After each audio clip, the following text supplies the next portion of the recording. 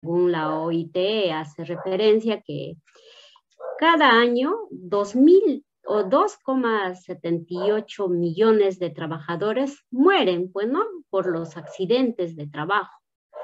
Y 2,4 millones están relacionados a enfermedades ocupacionales. Asimismo, 374 millones de trabajadores sufren accidentes no mortales dentro de los diferentes sectores a nivel mundial. Esta cifra, pues, lo da la Organización Internacional de la OIT. Es considerable. A raíz de estos accidentes, los países, las naciones empiezan a exigir a los diferentes sectores que implementen su sistema de gestión de seguridad. Acá en Perú nosotros contamos con la ley 29783, Ley de Seguridad y Salud en el Trabajo. Esta ley es general, ¿ya? Debido a que las empresas se encuentran, pues, ¿no? Sus procesos, sus actividades propias tienen diferentes tareas. Entonces, al tener diferentes tareas, diferentes actividades, los niveles de riesgo, los peligros que se encuentran en ellos son diferentes. En algunas actividades el peligro es considerable y es por eso que se dan los accidentes mortales, accidentes incapacitantes, ¿no? Entonces, ¿qué hacen los sectores? Cada sector, pues, saca su propio decreto, su propia normativa para poder desarrollar sus actividades. Para el sector construcción tenemos el Decreto Supremo 011-2019. Esta ha sido aprobada en el año que he mencionado y que tiene, pues, por título Seguridad y Salud en el Trabajo para el sector construcción.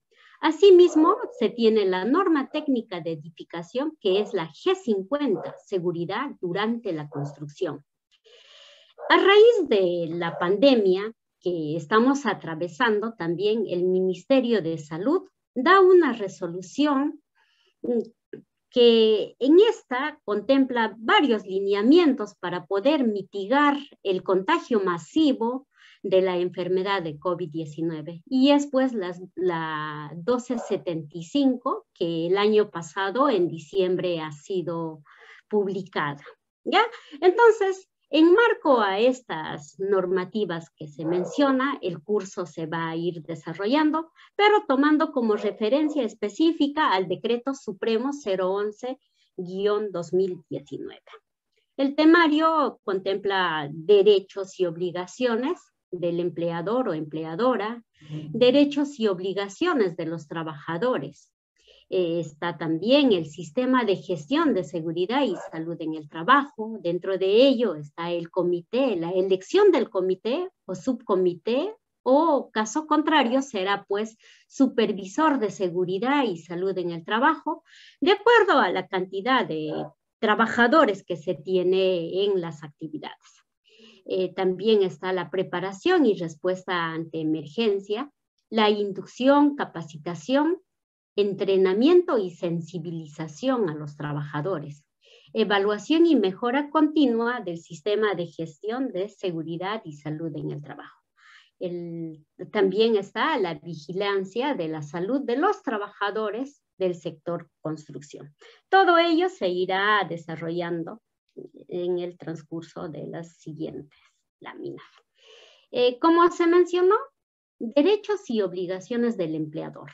Hay un ítem donde nos dice, pues, asignación temporal de las labores. Si bien es cierto, las actividades del sector construcción duran, pues, desde 3 meses, medio año o un año, o dependiendo de la envergadura, para esta actividad el empleador asigna, valga la redundancia, a qué área va a ser dirigido el trabajador que va a ser contratado. Por ejemplo, hay actividades de alto riesgo, que es trabajo en altura o trabajo en caliente.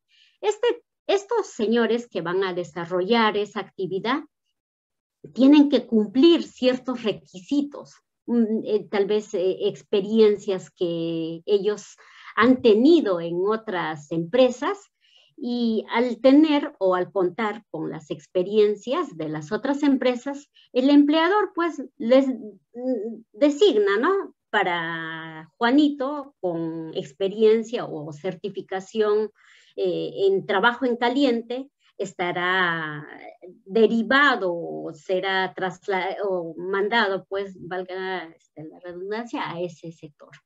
¿Qué más nos dice? El rol del empleador en la investigación de incidentes, accidentes de trabajo y enfermedades profesionales. En este caso, ¿cómo así el empleador participa? Cuando se elige el Comité de Seguridad y Salud en el Trabajo, este comité es bipartito, que quiere decir que va a estar conformada por en cierta parte, por el empleador y también por los trabajadores, ¿no? Y al ser representado por el empleador, están sus trabajadores de confianza. Es ahí cuando el empleador participa en la investigación de accidentes. El ingreso de visitas, por ejemplo, a la obra de construcción, debe de ser con autorización del empleador.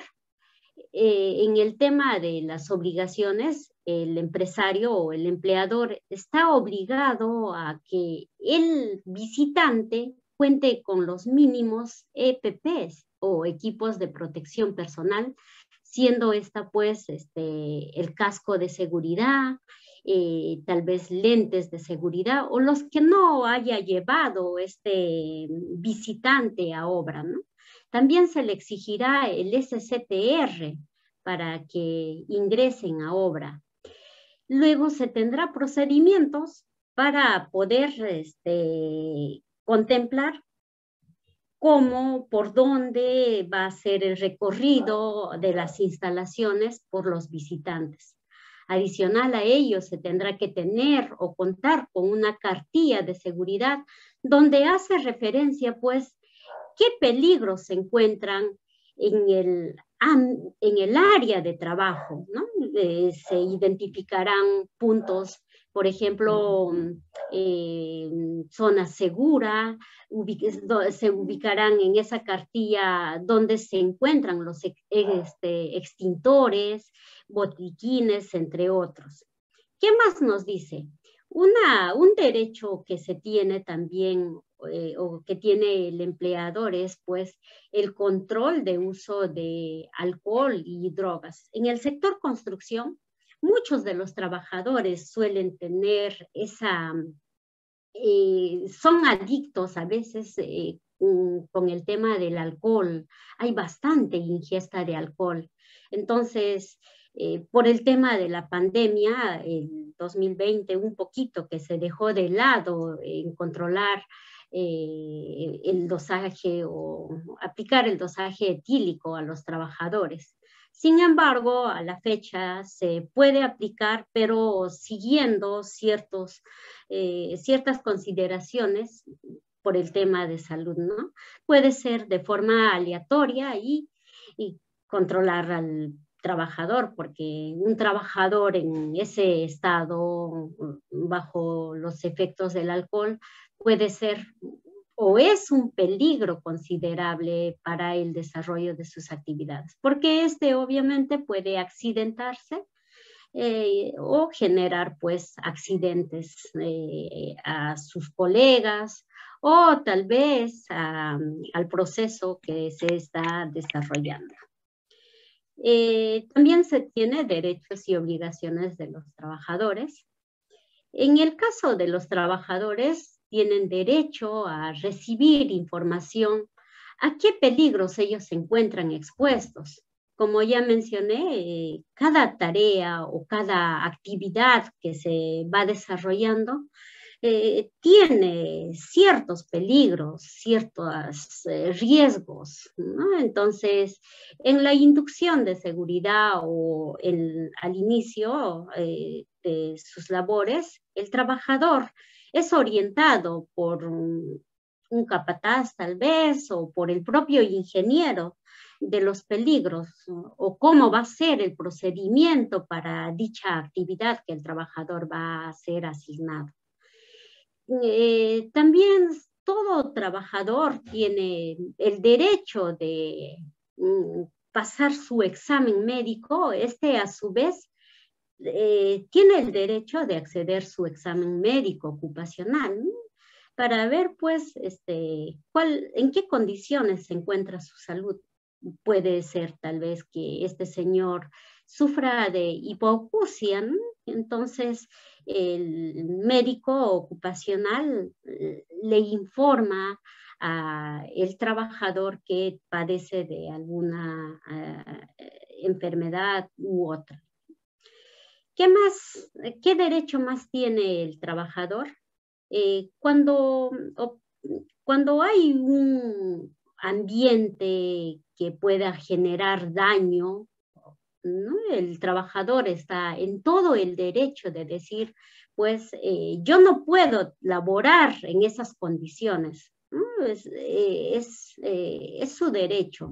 O tal vez, yendo al otro tema de que los EPPs también se encuentran muy deteriorados, también él está con el derecho de decir, no puedo laborar con ese EPP deteriorado. Él tiene todo ese derecho.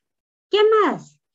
Cuando se suscitase un accidente de trabajo, una vez que se haya realizado la investigación, el trabajador también tiene derecho a ser informado de los resultados, del por qué se ha materializado o se ha suscitado dicho evento. ¿Qué más se tiene? Así como hay derecho para los trabajadores, también se tiene obligaciones. De trabajador tiene obligaciones con el empleador, siendo pues uno de ellos el cumplimiento del reglamento interno de seguridad.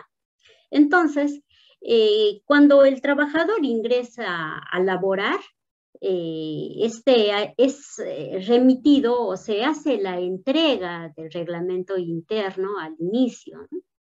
Para que él sepa cuáles son sus derechos, cuáles son sus obligaciones, cuáles son las sanciones cuando él incumpla procedimientos escritos de trabajo seguro u otros. Él está en la obligación de cumplir. ¿Qué más tiene que tener en consideración? Por ejemplo, cuando se produce un accidente o un incidente, el trabajador está obligado a reportar de forma inmediata de dicho evento a su jefe inmediato, para tal vez darle el auxilio o darle solución al problema que se haya suscitado en el acto. Todo trabajador está obligado a asistir a las capacitaciones, simulacro o entrenamiento que se ha programado, y esta no debe de ser fuera del horario laboral. En caso de que se diera fuera del horario laboral, el empleador estaría en la obligación de pagarle incluso horas extras, ¿no? Entonces, es muy importante respetar el horario de los trabajadores. Quiero acotar, en caso del incumplimiento de los procedimientos o todo lo que conlleva el reglamento interno, si el trabajador, en el peor de los casos, pondría en riesgo la vida de él mismo o de otra persona, incluso a este señor se le puede retirar o sancionar, de acuerdo obviamente al reglamento interno de seguridad. Este reglamento también debe ser aprobado por el Comité de Seguridad, pero más adelante iremos mencionando cómo se tiene que ir teniendo en consideración este lineamiento. Como ya mencioné en la lámina anterior, o en las primeras láminas, mejor dicho, el decreto supremo enlaza a la resolución, a la G50, y con ella se va a ir trabajando para la implementación. Ambos van a ir de la mano. Entonces, la G50 nos hace referencia que todo servicio higiénico o toda obra debe contar con los servicios higiénicos para el aseo de los trabajadores. Entonces nos dice que en toda obra se instalarán los servicios higiénicos portátiles. Bueno, son los servicios químicos, ¿no? O caso contrario, cuando las obras se desarrollan en vías públicas, estas pues estarán conectadas a la red pública y va a ser de acuerdo a la tabla que se tiene al costado y va a depender mucho de la cantidad de los trabajadores que se tienen. Entonces nos dice que de 1 a 9 trabajadores, yo debo de contar con un inodoro, 2 lavatorios, una ducha, un urinario. De 10 a 24 trabajadores, 2 inodoros, 4 lavatorios, 2 duchas y un urinario, y así sucesivamente. ¿Qué más nos dice? Que también en la obra se debe de contar con comedores. Estos comedores deben de tener las dimensiones adecuadas y tiene que ser de acuerdo al número de trabajadores, ¿no? Los comedores, la norma también nos dice que de preferencia deberían de ser solado, o en caso contrario de otro material similar. Se debe implementar también en dicho ambiente el agua para el consumo de los trabajadores, pero no solamente va a estar en el comedor, sino también es obligatorio que el agua para el consumo debe estar en los diferentes frentes que se están desarrollando las actividades. Bueno, eso es muy importante. A veces en la costa, ahora que estamos en verano, más el esfuerzo físico es considerable y los trabajadores necesitan hidratarse bastante y es necesario o muy importante la entrega de este líquido elemento. También se tendrá que tener vestuarios, ¿eh? Se instalarán vestuarios con las siguientes condiciones mínimas, nos dice.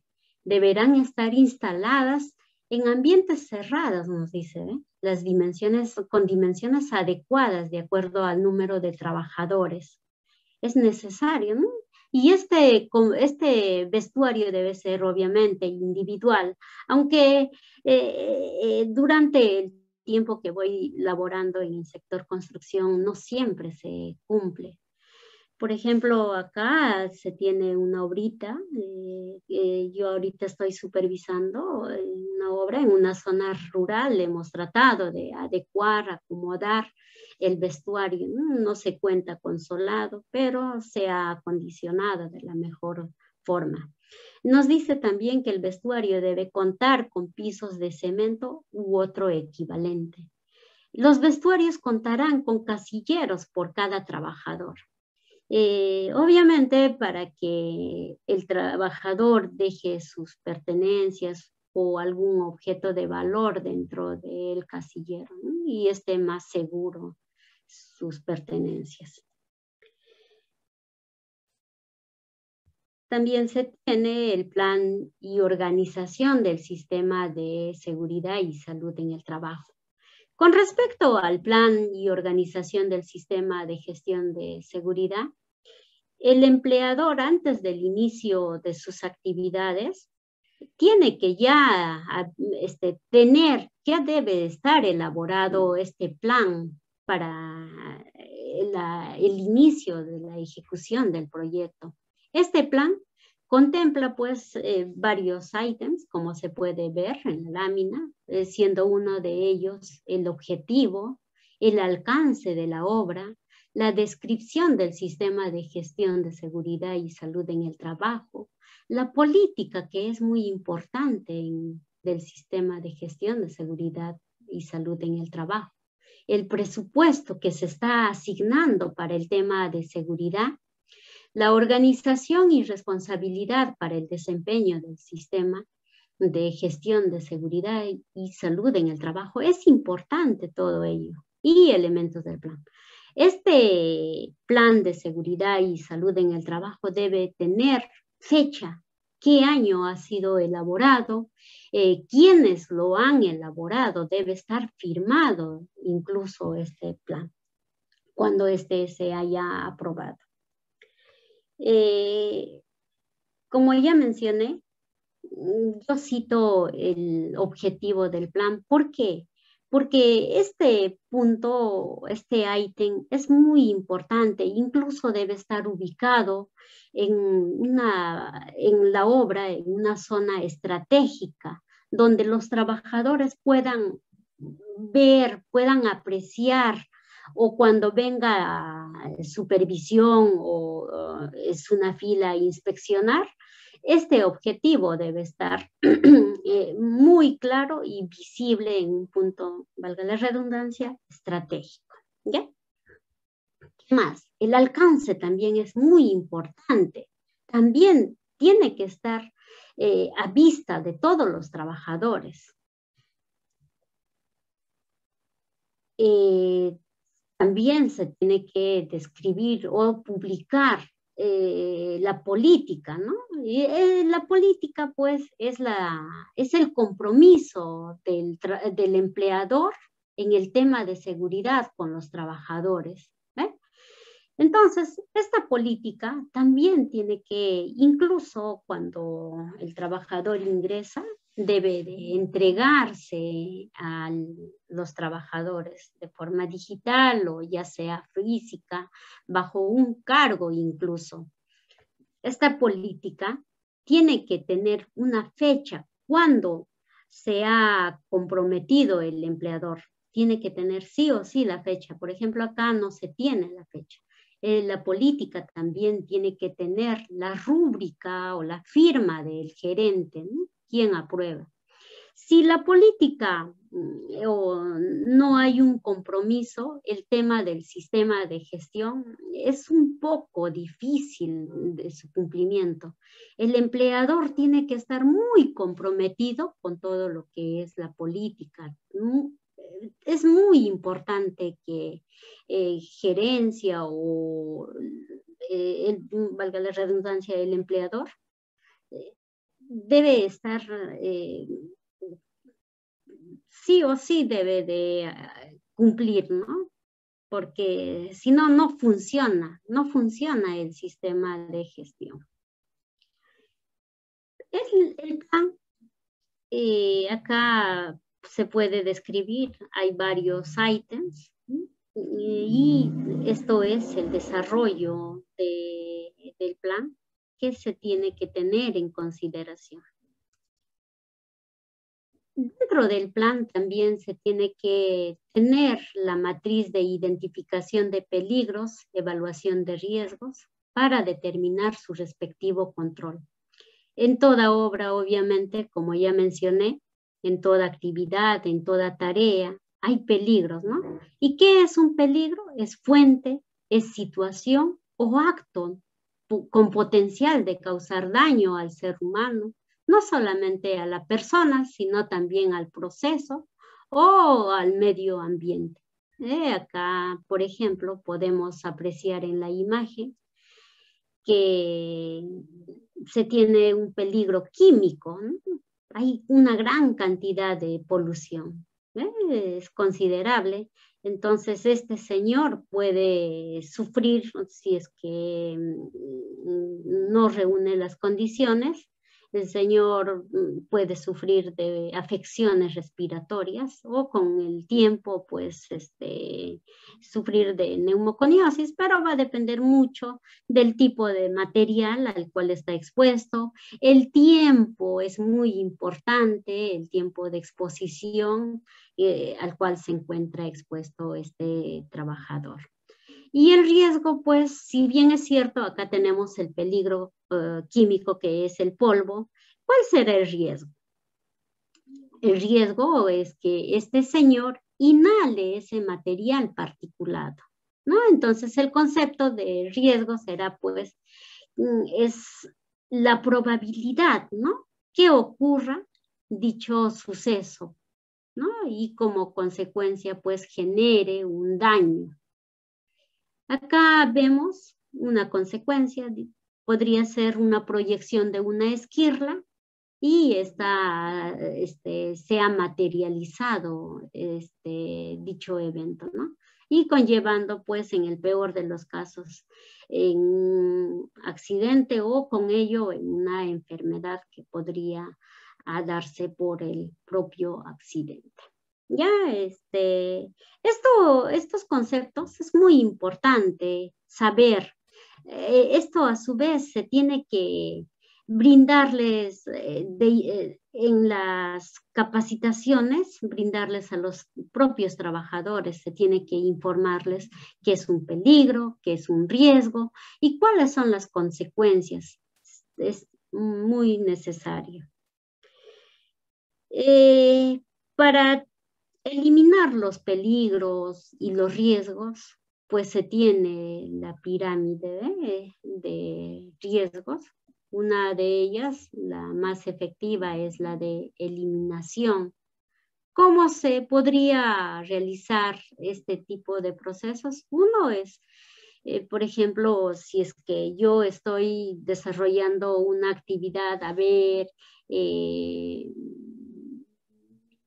la que se ha mencionado en esta ventana, gano trabajadores o personas, mejor dicho, más adelante ya podría robotizarse incluso. Bueno, esto sería pues de acá, no se sabe, ¿no? Pero la ciencia va avanzando, se podría automatizar y ya no se necesitaría de un trabajador para poder desarrollar dicha actividad. Entonces ahí ya se estaría eliminando el peligro. Sustitución también está. Acá, por ejemplo, se podría hacer cambios de equipos ya que han sido fabricados en años anteriores por unos mucho más, más modernos y con ello pues tal vez reducir el nivel de ruido o el nivel de vibración o entre otros, ¿no? El impacto en el trabajador va a ser menor. También se tiene el tema de controles de ingeniería. Entonces, con el tema de ingeniería, ¿cómo así ingeniera? Por ejemplo, cuando yo tengo cortadores y están sin guardas, allí pues es necesario la ubicación de guardas, ¿no? Ahí entra el tema de ingeniería. También está el tema de controles administrativos.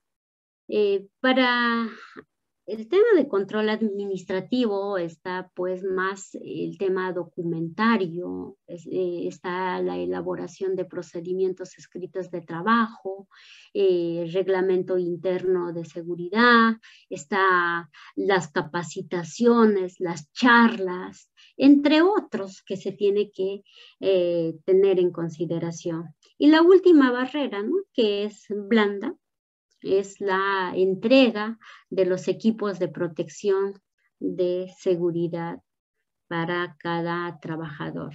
Entonces, con estas pirámides, con estos controles, yo puedo en cierta forma mitigar el nivel de peligro, el nivel de riesgo que se tiene o que el trabajador se encuentra expuesto a ello. Acá se puede observar, se tiene una matriz del IPC, por ejemplo. Podemos ver que están en un nivel pues un poco considerable, que es amarillo, que ya es crítico. Por ejemplo, en el día a día o para realizar este tipo de matriz, como ya les mencioné, se tiene que hacer de acuerdo al tipo de actividad, ¿no? Este tipo de actividad pues conlleva una serie de tareas. Entonces, yo tengo que identificar primero las actividades que voy a desarrollar. Dentro de esa actividad, ¿qué tareas tengo? Y en esas tareas, ¿qué peligros se tienen en consideración? Entonces, ¿estarán todo el día los trabajadores expuestos a ese peligro? ¿Y cuán riesgoso se encuentra esa actividad cuán riesgoso es esa actividad para el trabajador? Entonces yo tengo que evaluar ese peligro. Es importantísimo esa evaluación. Entonces acá se tiene también los controles, ¿eh? Vamos evaluando, identificando. Acá se tiene un nivel de riesgo. El primer nivel es el nivel de riesgo puro. Y con las medidas de control de eliminación, sustitución, control de ingeniería, vamos a ir mitigando los niveles de riesgo primario o puro, ¿no? Para obtener un nivel de riesgo residual.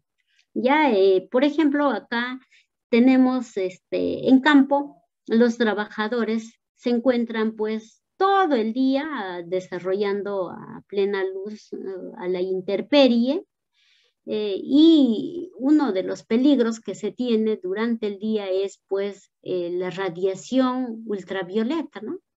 Todo el día están expuestos, aunque esté soleado o esté nublado, ¿no? La radiación es considerable. Entonces, el peligro es radiación ultravioleta. ¿Cuál será el riesgo? Que este señor esté expuesto a la radiación ultravioleta, exposición a rayos ultravioleta. Ese es el riesgo. Ya, entonces, ¿cuál será las consecuencias?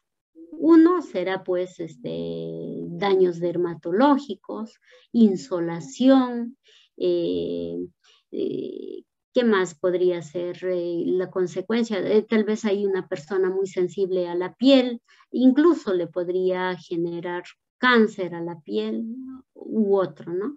Y yo en obra, ¿qué controles ya tengo? ¿Hay controles para este peligro? ¿Se tiene o no se tiene? Eso yo tengo que tener en consideración. Entonces, si es que yo tengo controles, por ejemplo, para el ingreso a obra, a los trabajadores, lo primero que tengo que entregarles son los equipos de protección personal. Tengo que tener un bloqueador solar. Entonces, ellos serán mis controles iniciales, ¿eh? Yo considero ello y me sale moderado el nivel de riesgo todavía.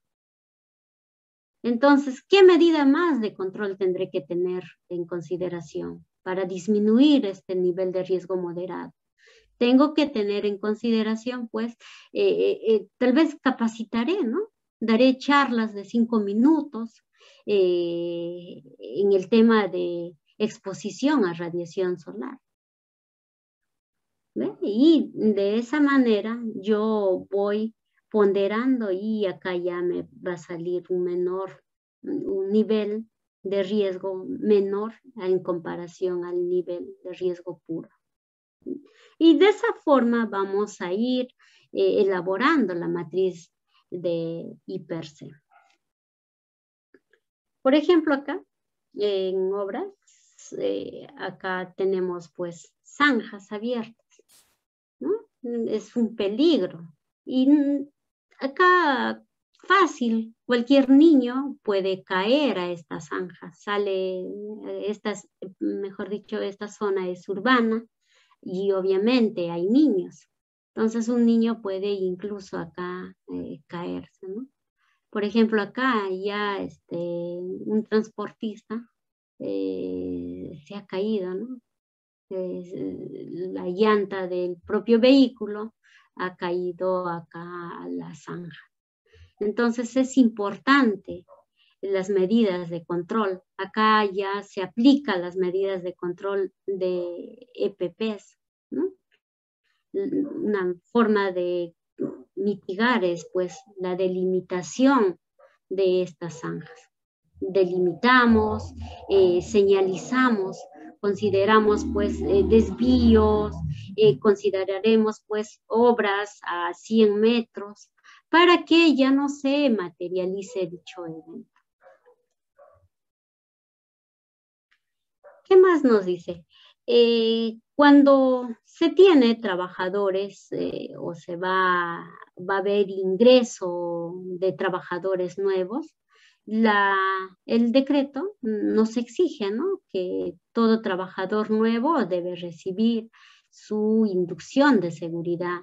No solamente inducción, posterior a ello se hará pues un programa de capacitaciones y el tema del entrenamiento de acuerdo a su plan de contingencia.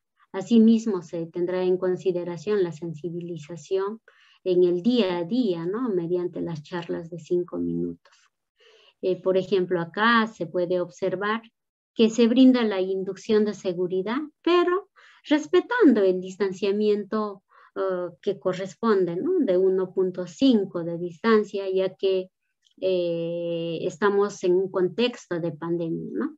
Acá nos dice que el empleador debe garantizar que los trabajadores reciban la inducción, capacitación, entrenamiento en función a los riesgos que se presentan en el trabajo. Es por eso que las obras que se tienen, por ejemplo, en saneamiento, es muy diferente, o los peligros que se presentan en obras de saneamiento es muy diferente a los peligros en edificación. En saneamiento, por ejemplo, no se tiene mucho trabajo en caliente, no hay trabajo en caliente, pero en obras de edificación sí hay bastante actividades de trabajo en caliente. Entonces, es por eso que nos dice que las capacitaciones deben ser acorde a los peligros y riesgos que se producen en cada actividad. La inducción de seguridad y salud en el trabajo debe de tener en consideración, uno, la política. Esta política, pues, es importante difundirlo a cada trabajador, ¿no? Otro punto es importante mencionar es el tema de la organización del sistema de gestión de seguridad y salud en el trabajo. El otro es derecho y obligaciones de los trabajadores y supervisores. El concepto básico de seguridad y salud en el trabajo, el que les mencionaba, ¿no? ¿Qué es un peligro? ¿Qué es el riesgo? Tal vez qué es una enfermedad ocupacional, cuándo se considera un accidente de trabajo. Todo ello es importante de mencionar en la inducción de seguridad. También se tendrá que dar alcances del trabajo de alto riesgo. Tal vez para ese proyecto se va a tener que desarrollar trabajos en espacios confinados. Entonces yo tendré que darle cierto alcance al trabajador que va a desarrollar dicha actividad.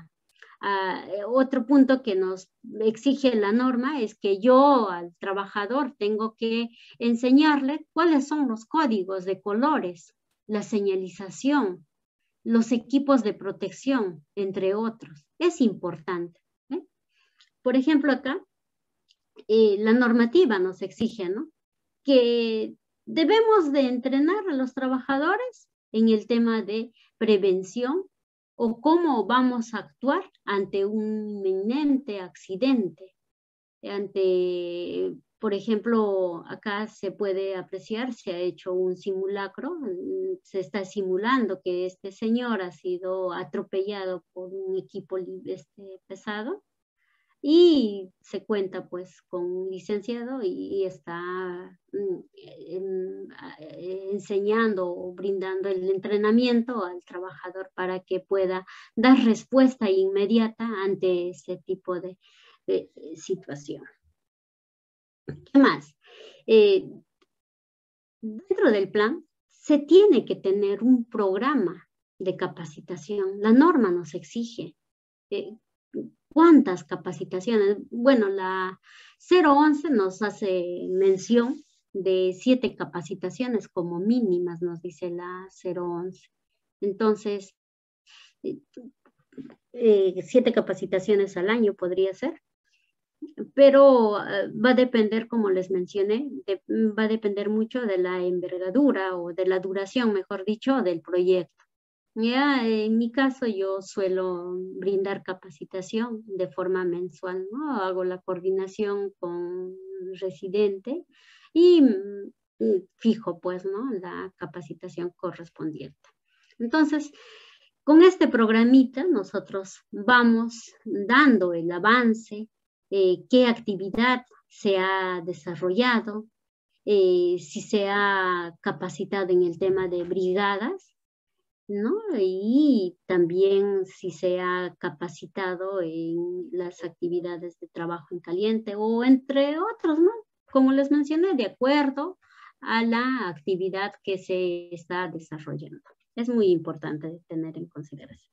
Esa capacitación es importante, jóvenes, registrarlo. Toda capacitación, toda charla de 5 minutos o entrenamiento debe estar registrado, porque supervisión te exige, pero no solamente supervisión, sino también las instituciones que hacen la fiscalización, en este caso es SUNAFIL, o cuando hay un accidente de trabajo, sí o sí se tiene que tener estos registros, porque nos van a solicitar cuando hay este tipo de eventos. Es importante cuando lo has dado, incluso la inducción que se tiene o las capacitaciones que se imparten deben de ser evaluadas. La norma nos dice que mínimo debe ser evaluada la capacitación debe ser brindada mínimo 1 hora. Y a la vez pues evaluada, ¿ya? Acá se tiene un registro de charla de 5 minutos, acá se tiene un formato de inducción de seguridad.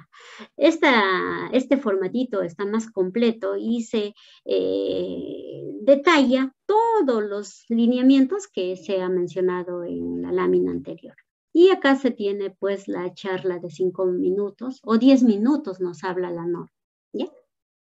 Eso no se olviden de registrar, señores. ¿De qué más me habla la 011? Que yo debo de tener un permiso de trabajo de alto riesgo.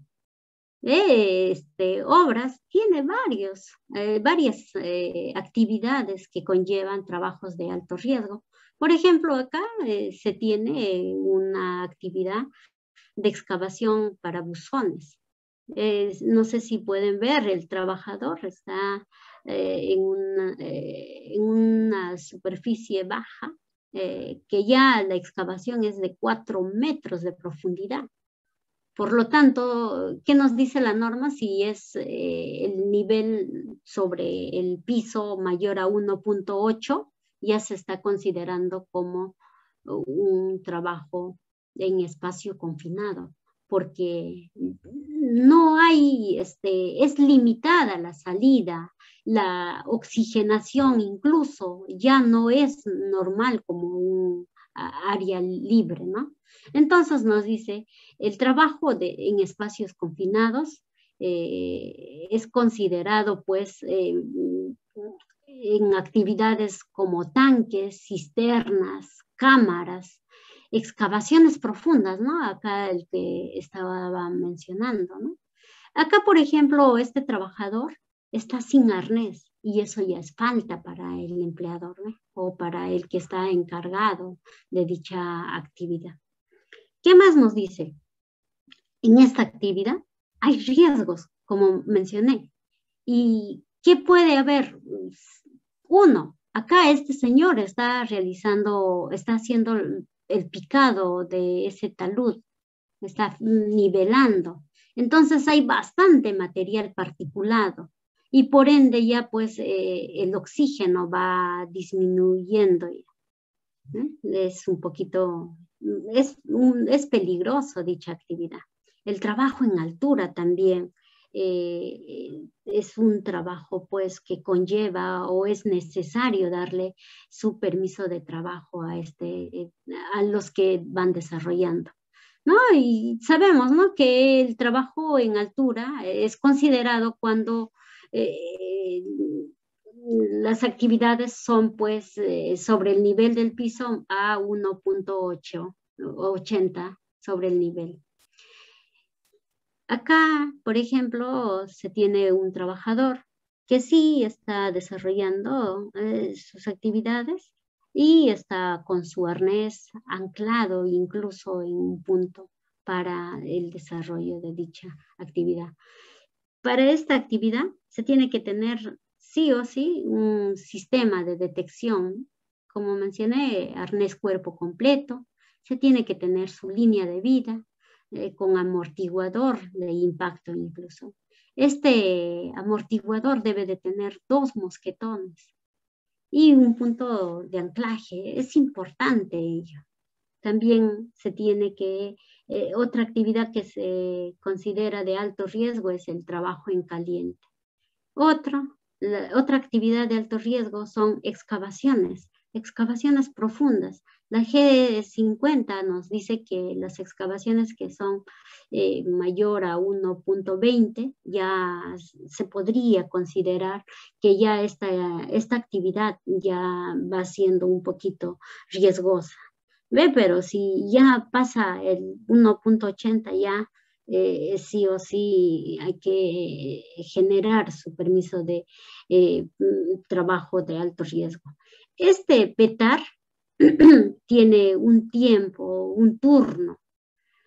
Si pasa las 8 horas, no se tiene que renovar o cambiar o hacer entrega de otro nuevo PETAR, porque a veces hay retrasos y se les pide pues a los trabajadores que ayuden un poco más, ¿no? Y el ingeniero responsable de seguridad tiene que hacer la entrega de otro nuevo PETAR para las horas que van a seguir laborando.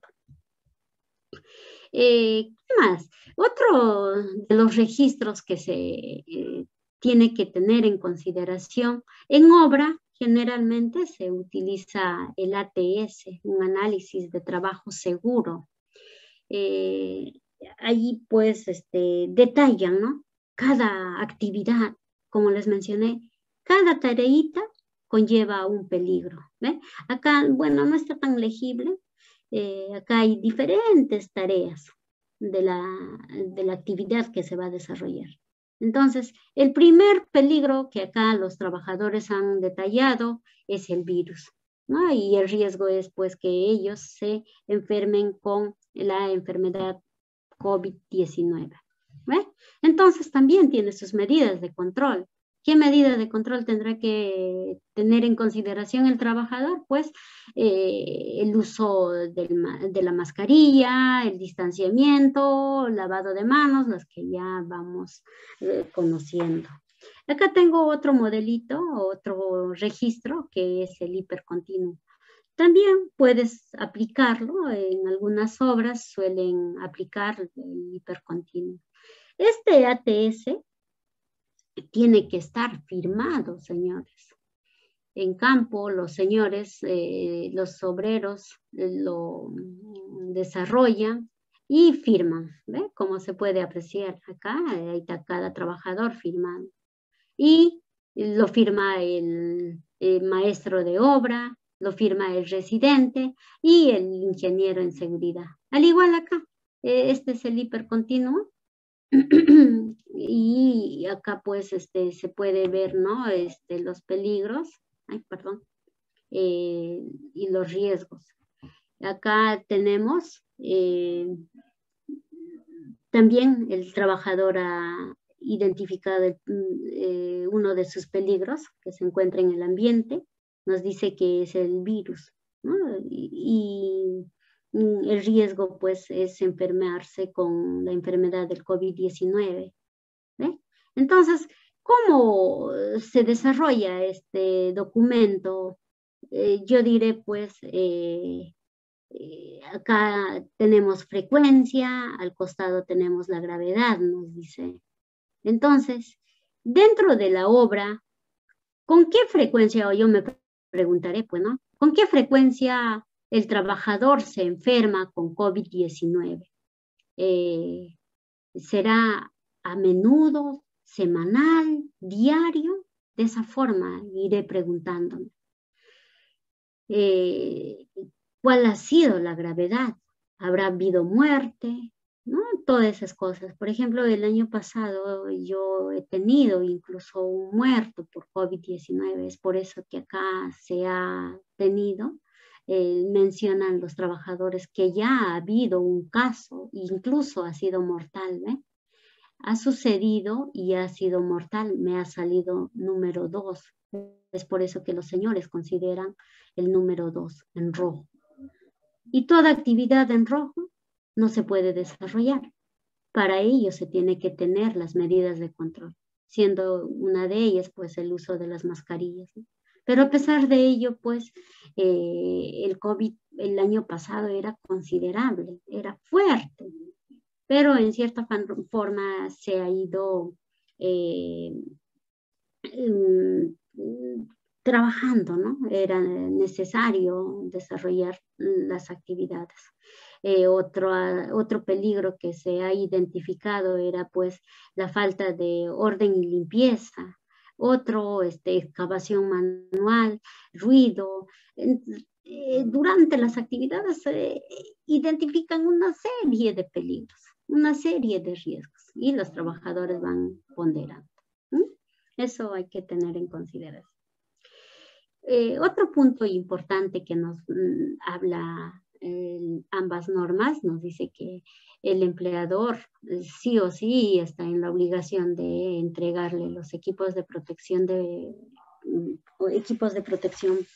personal, siendo pues el casco, el polo manga larga, ¿no? Él le va a proteger de la radiación solar, los zapatos de seguridad es muy importante. Estos equipos de protección personal tienen que ser de acuerdo a la actividad que se está desarrollando. Por ejemplo, acá están haciendo un vaciado de un solado. Entonces, al desarrollar esta actividad, pues van a estar ellos en contacto físico con concreto. Es por eso que se les ha entregado el TIDEX. Este EPP, por ejemplo, en el caso de casco, zapatos de seguridad, guantes o lentes que se entrega al trabajador, este debe de estar incluso homologado, ¿no? Por Indecopi, ¿ve? En el caso de no estar homologado, este EPP puede ser normalizado con una norma internacional, nos hace mención la 011 y la G50. A cada trabajador se le tiene que entregar 2 dotaciones de uniforme, también nos exige, ¿no? Para que el que se ha utilizado, digamos, el día de hoy y mañana vaya el trabajador con otro equipo de protección o con otra ropa de trabajo, ¿ya? También la norma hace referencia, o la G50 nos dice, pues, ¿no?, que mensualmente nosotros tenemos la obligación de hacer la inspección de los equipos de protección y las herramientas, ¿no? Hacemos un checklist de todo ello y nosotros, pues, verificamos en qué condiciones se encuentran estos equipos de protección y también las herramientas manuales. La G50 nos dice que cada mes debemos de encintar las herramientas. Si son normalizados, ¿ve? Acá nos dice norma técnica peruana, si esta es normalizada, si cumple con dicho requisito, el ingeniero o el prevencionista tendrá que poner un cintillo, ¿no? Para el mes de febrero, el mes pasado, nosotros hemos considerado pues la cinta verde. Acá se ha hecho un checklist. Nosotros hemos verificado los mangos, el desgaste de las herramientas, si están bien, pero acá se puede ver que estas son nuevas, ¿no? Y por lo tanto se ha encintado. En el caso de que ya estas se deteriorasen, sí o sí se tiene que llevar al almacén. Incluso debe de ubicarse, poner un aviso de que esta herramienta pues no está operativa, ¿no? Es inoperativa, ¿ya? Entonces, para enero tendremos el color, bueno, para enero y julio, color amarillo, febrero y agosto, verde, marzo y septiembre, rojo, y así sucesivamente. Eso hay que tener mucho en consideración. Otro punto, o cuando nosotros hacemos la inspección de las herramientas, también tiene que registrarse. Es muy importante. No solamente las herramientas, sino también se tiene que registrar las condiciones de los equipos menores, ¿no?, los que se van a ir utilizando. También se tiene que hacer un checklist del extintor de los vehículos que se tienen en obra, equipos pesados. También se tendrá que tener en consideración la inspección del botiquín, si estos están contemplados en la norma, la 011 nos exige que se tiene que tener todos estos insumos en el botiquín, ¿eh? Entonces esto también tienes que ver la fecha de vencimiento, si están vigentes o no, o caso contrario pues se tendrá que tener o decomisar. Toda obra tiene que tener su comité o subcomité de seguridad o supervisor de seguridad y salud en el trabajo. Si tenemos menor a 20 trabajadores, se tiene un supervisor de seguridad, ¿no? Si ya se tiene más de 20 trabajadores, el empleador convoca, ¿no?, a elecciones para valga la redundancia, para la elección de los representantes del comité de seguridad o subcomité de seguridad y salud en el trabajo. Esto va a estar en función del incremento o de la disminución o de la reducción de los trabajadores.